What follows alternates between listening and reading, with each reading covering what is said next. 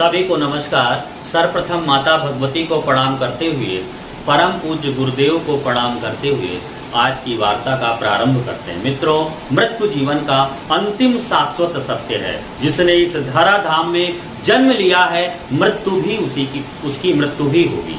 इसलिए मृत्यु अंतिम सत्य है। किन योगों के कारण व्यक्ति की मृत्यु जल्दी हो जाती है, आज हम मृत्यु के विविध सूत्रों पर मृत्यु के रहस्य के विषय में चर्चा करेंगे।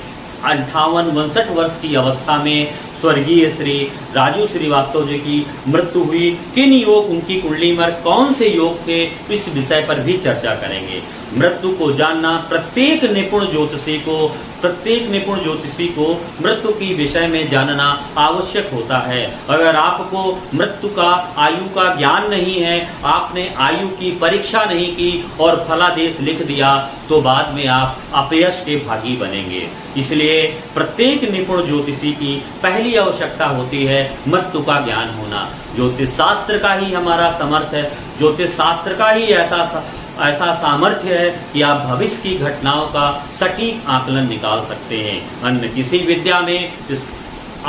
विद्या में इतना सामर्थ्य नहीं है, क्योंकि ज्योतिष शास्त्र ही हमारा काल विधान शास्त्र है, काल के गुण धर्म को बताने वाला है। मैं आचार्य नरेंद्र कुमार दीक्षित, नाड़ी ज्योतिष विशेषज्ञ, नाड़ी ज्योतिष टीचर, आज मैं आपको मृत्यु के विभिन्न योगों के विषय में बताऊंगा। सर्वप्रथम ऋषियों ने मृत्यु के अष्टक प्रकार बताए हुए हैं और 8 प्रकार की मृत्यु के अतिरिक्त मृत्यु जिस पर व्यक्ति का शरीर चला जाता है, उस मृत्यु के विषय में हमारे पराशर ऋषि ने 82 प्रकार की विधियां बताई हैं। आप फल दीपिकाकार मंत्रेश्वर ने निर्याण प्रकरण लिखा है। लगभग सभी जातक ग्रंथों में आयु के विषय में बताया गया है। बहुत से लोग कह देते हैं आयु के बारे में नहीं बताना चाहिए। ठीक है, नहीं बताना चाहिए, लेकिन एक ज्योतिषाचार्य के रूप में आयु के विषय में ज्ञान होना चाहिए। हमने ये वीडियो आपको भयभीत करने के लिए किंचित नहीं बनाया है, ज्योतिष के सामर्थ्य को बताने के लिए और आपके ज्ञान वर्धन के लिए कि हम मृत्यु के समय को ज्योतिष के द्वारा कैसे निकाल सकते हैं। देखिए, हमारे लगभग सभी ज्योतिष ग्रंथों में मृत्यु की विभिन्न प्रकार की विधियों का वर्णन किया गया है। निसर्गायु, जैसे निसर्गायु, पिंडायु, अंशायु, भिन्नाष्टक आयु और कालायु। इस प्रकार अंशायु, वरायु, केंद्रायु, इस प्रकार से आयु निकालने की विभिन्न प्रकार की विधियां हैं। उसमें पिंड आयु, अंश आयु, निसर्ग आयु, अगर तीनों का विधिवत बोध कर लिया जाए और इन पर अभ्यास कर लिया जाए, तो किस ग्रह ने आपको कितनी आयु दी, उस ग्रह की आयु के आधार पर आप ये निकाल सकते हैं कि व्यक्ति की मृत्यु लगभग जीवन के इस कालखंड पर, आयु के इस वर्ष पर होगी।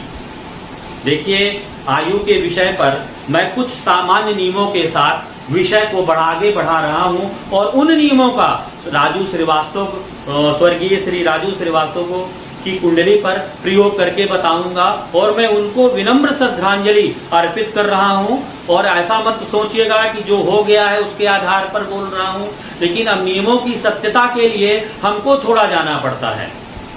अब आगे आपको बताते हैं, यदि किसी की आपका जो शरीर होता है, शरीर सूर्य, गुरु और मंगल से मिलकर बना होता है। सूर्य आत्मा का कारक होता है, गुरु जीव का कारक होता है, मंगल शरीर का कारक होता है, मंगल मिट्टी का पुतला होता है। मंगल के अंदर ही पंच तारागण, पंच तत्व होते हैं।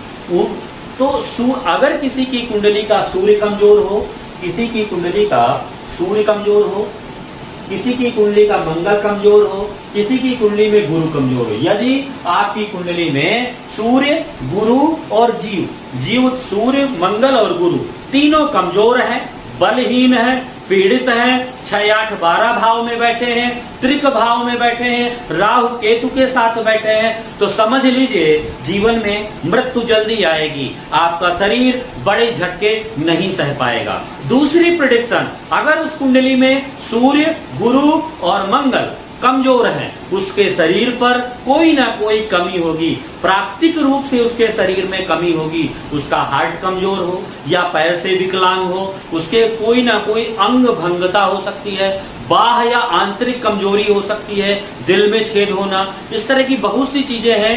सूर्य मंगल गुरु का कमजोर होना पहले ही प्रिडिक्शन जाती है व्यक्ति को, प्राकृतिक रूप से व्यक्ति का शरीर कमजोर है। सूर्य यदि कमजोर हुआ आत्मा शरीर को जल्दी छोड़ देती है, गुरु कमजोर हुआ तो जीव तत्व शरीर को जल्दी छोड़ देता है। यदि मंगल कमजोर होता है तो सूर्य मंगल शरीर का कारक होता है, सूर्य गुरु को आगे धारण करने में वो समर्थ नहीं होता है। जीव तत्व और आत्म तत्व लंबे समय तक शरीर को नहीं धारण कर पाते तो वो छोड़ करके अनंत यात्रा में चले जाते हैं, अर्थात मृत्यु हो जाती है। तो पहला प्रेडिक्शन सूर्य मंगल गुरु से। दूसरा, यदि किसी की कुंडली में मंगल राहु के साथ बैठा हो, 6, 8, 12 भाव के स्वामी के साथ बैठा हो, तो भी शरीर नाना प्रकार की विपत्तियों का घर होगा। यदि अष्टमेश का संबंध लग्नेश से हो, अष्टम भाव का स्वामी लग्न पर बैठा हो, लग्नेश अष्टमेश एक साथ हो, अष्टम भाव पर मंगल की राशि पर राहु बैठा हो और उसका शनि से या गुरु से संबंध बन रहा हो, तो भी मृत्यु जल्दी आती है। अब मृत्यु कब आती है? तो मृत्यु को हमारे ऋषियों ने सबसे पहले अल्पायु, मध्यायु और दीर्घायु 3 खंडों में बांटा। तो जो अल्पायु आपकी होती है वो 0 से 33 वर्ष होती है, मध्यायु जो होती है 33 से 66 वर्ष होती है, जो आपकी पूर्ण आयु होती है वो 66 से 100 वर्ष होती है। अब ये 3 खंड है। अब इसमें से अल्पायु, अब इसके लिए जैमिनी विधि में ऋषि जैमिनी ने उन्होंने एक बहुत अच्छी विधि का वर्णन किया है, लेकिन यहाँ पर समयाभाव से वीडियो बड़ा हो जाएगा, मैं संकेत मात्र कर रहा हूँ। उसके अलावा जब हम पिंडायु वंशायु निकालेंगे तब क्लियर हो जाता है। तो सबसे पहले दूसरा बिंदु लग्नेश का अष्टमेश के साथ संबंध हो जाना। अगर अष्टमेश आपका मृत्यु है, अष्टम भाव मृत्यु का होता है, लग्न भाव जन्म का होता है।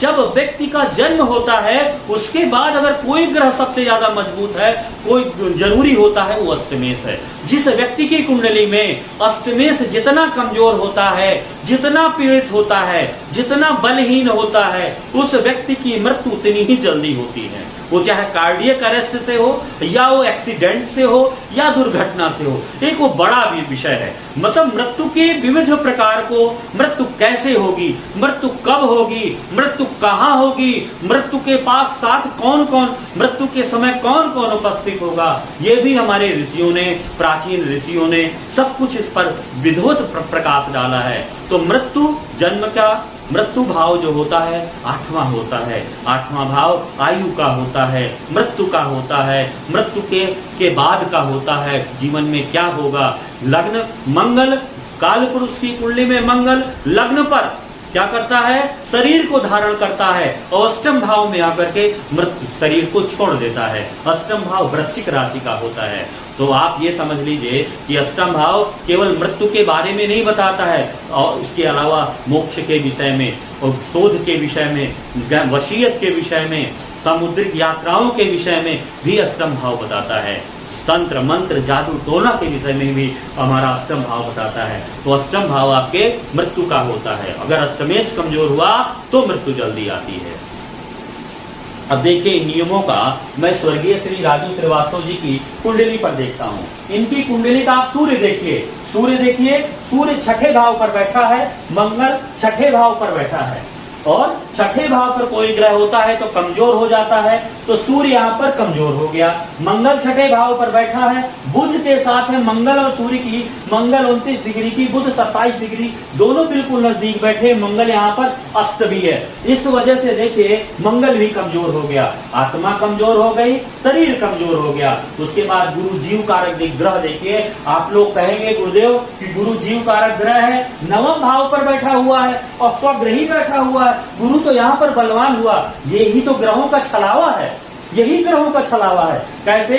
ग्रह की ताकत, किसी भी ग्रह को अगर कोई ग्रह नहीं देख रहा है, किसी भी ग्रह की युति, किसी भी ग्रह को अपनी पथ पर चलते समय किसी भी ग्रह से साथ नहीं मिलता है, वो ग्रह का फल निष्फल चला जाता है, वो कमजोर हो जाता है। यहाँ पर देखिए शनि का संबंध गुरु से बन रहा है, यद्यपि शनि अष्टमेश है, ठीक है, लेकिन गुरु को देखिए, गुरु के आगे चंद्रमा है, चंद्रमा के बाद गुरु को अगर आप आगे यात्रा में ले जाइए तो गुरु को वृश्चिक राशि तक कुछ नहीं मिल रहा है राहु केतु के अलावा। गुरु एक राशि पर 1 वर्ष होता है। जब वो पैदा हुआ तो गुरु मीन राशि पर था, उसके पहले वर्ष के बाद दूसरे वर्ष गुरु मेष पर आया, मेष के बाद तीसरा, चौथा, पांचवा, छठवां, सातवां, आठवां, नौवां, 9वें साल तक उसे किसी भी मजबूत ग्रह का साथ नहीं मिला और 10वें साल में उसे झगड़ा मिल गया, कई ग्रह यहाँ पर लड़ रहे हैं। अर्थात गुरु को के लिए, जीव के लिए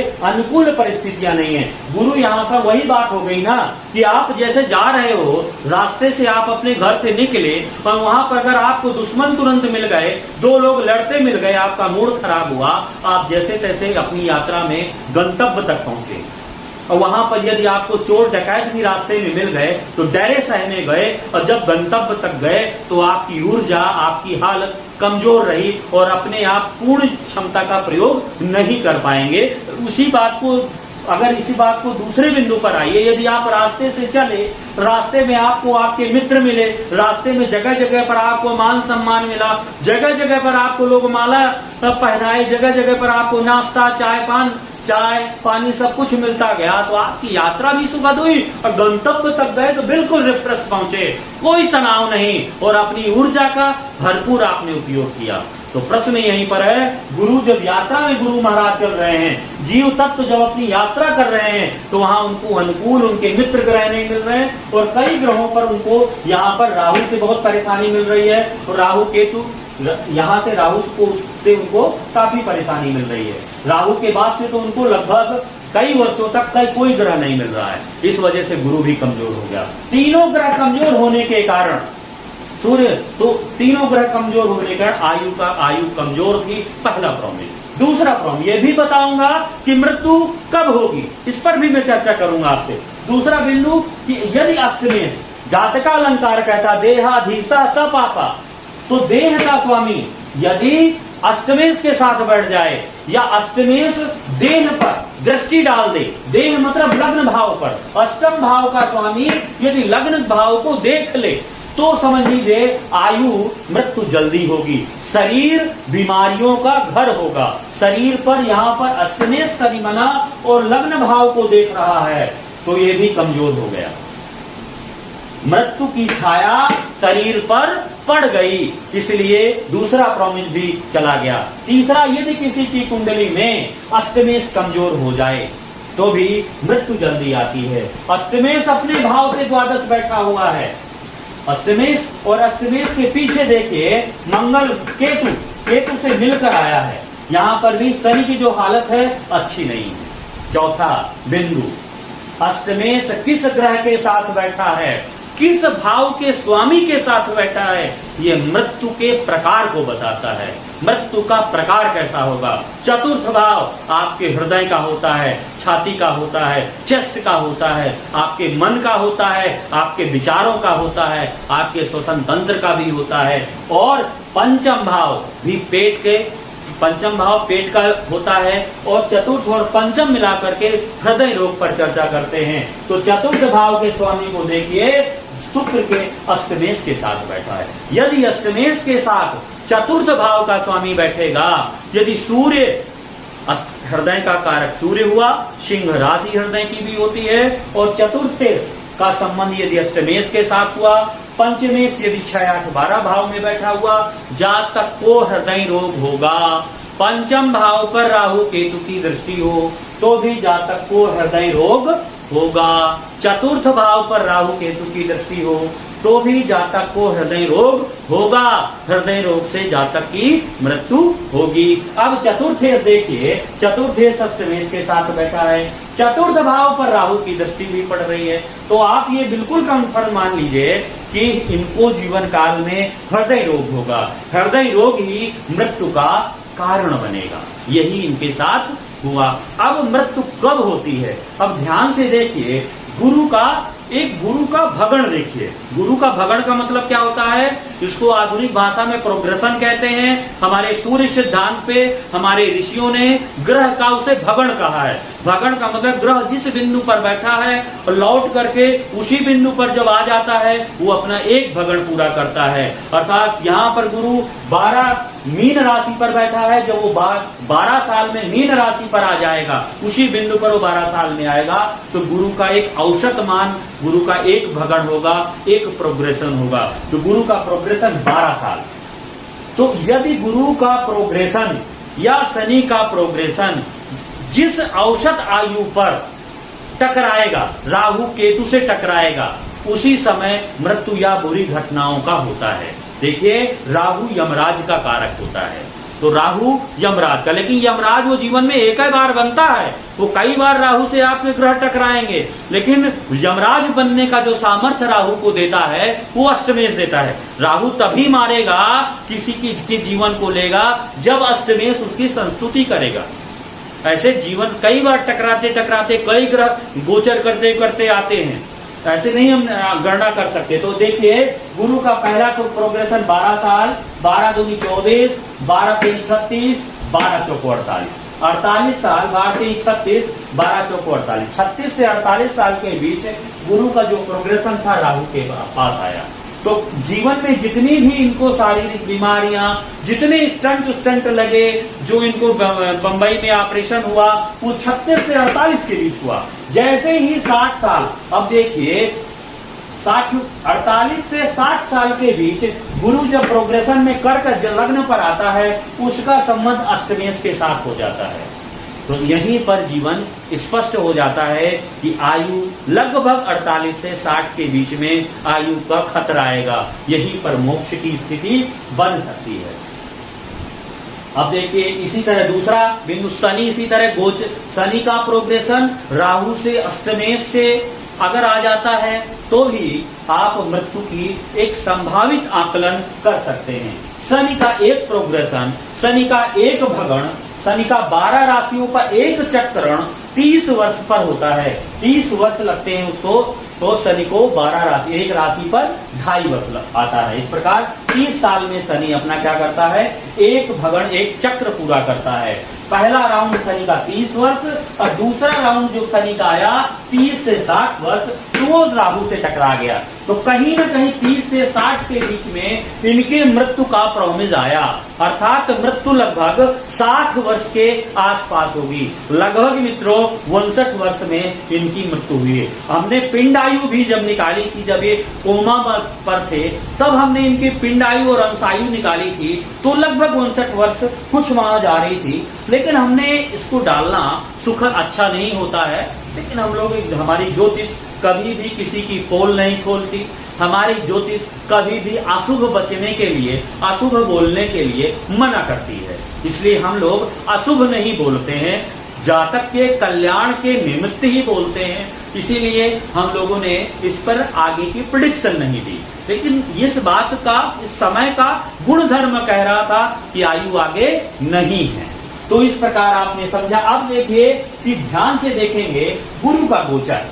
गुरु का गोचर इस समय मीन राशि पर गुरु ट्रांजिट कर रहे हैं, और वो है, और राउंड मीन राशि पर गुरु का ट्रांजिट भी है और यहाँ पर वक्री भी है। और शनि का जो ट्रांजिट है वो देखिए कहां पर है, मकर राशि पर है और वो वक्री भी है।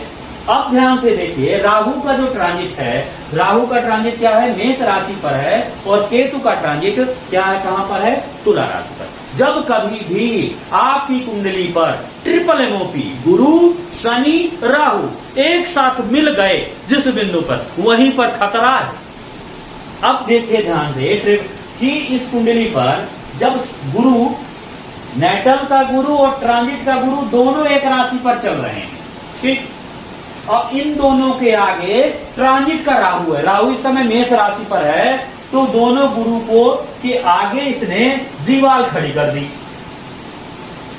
दोनों गुरु इस राहु से के चक्कर में आ गए।